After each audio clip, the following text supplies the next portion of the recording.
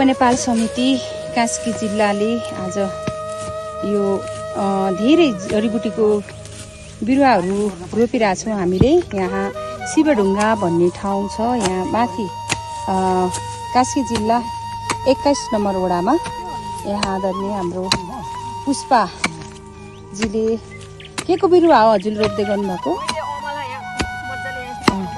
अमलाको बिरुवा रोप्दै हुनुहुन्छ भने यहाँ अमला।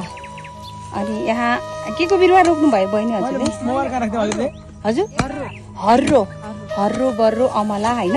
अब यहाँ अमला रोप्नुभयो, त्यहाँ हर्रो, अनि यहाँनिर बर्रो रोपेर हामीले त्रिफला चुड बनाउने युवा नेपाल समितिबाट अब हामी त्रिफला चुड उत्पादन गर्दैछौँ।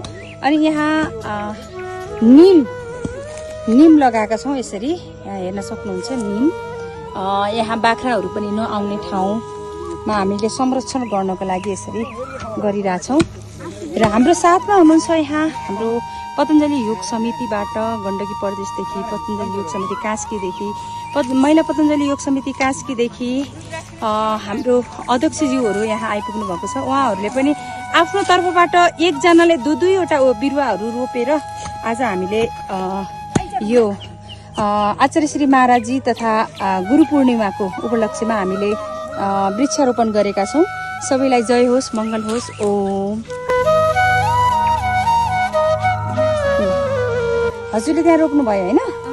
अब फेरि अझै एउटा बिरुवा रह्यो होइन? हामीले आज सबै गरेर धेरै बिरुवा लिएर रोप्नु मात्रै भन्दा पनि त्यसलाई हामीले कसरी जोगाउन सकिन्छ भनेर 25वटा बिरुवा मात्रै लिएर आएका थियौँ। फेरि अर्को ठाउँमा पनि हामीले साप्ताहिक रूपमा कार्यक्रम गर्दै जाँदाखेरि धेरै ठाउँमा रोप्नुपर्ने हुनेछ। हजुरहरूलाई पनि वृक्षारोपण गर्ने र पुण्य कमाउनु मन छ भने हजुरहरू हामीसँग जोडिन सक्नुहुनेछ भन्दै धन्यवाद। ओम।